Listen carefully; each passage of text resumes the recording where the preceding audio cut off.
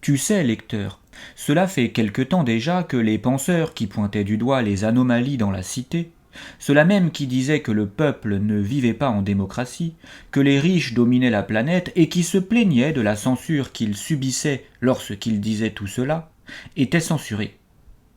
Cependant, aujourd'hui, nous avons franchi un cap.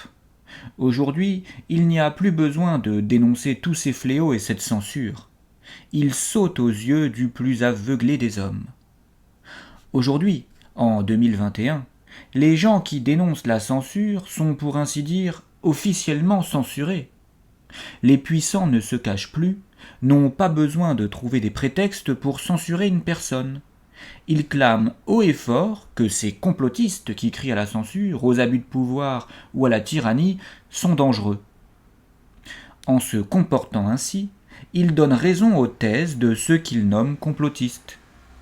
En les censurant de façon franche, ouverte et transparente, ils ne font que mettre encore plus en évidence ce que les censurés dénoncent.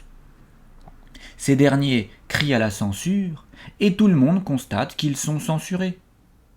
Alors, quand ils crient au complot contre les peuples, il faut investiguer sur leurs propos. Cela devient urgent, et il faut le faire avant même que cela soit interdit par la loi. En fait, lecteur, je crois qu'on est arrivé à un stade très sombre.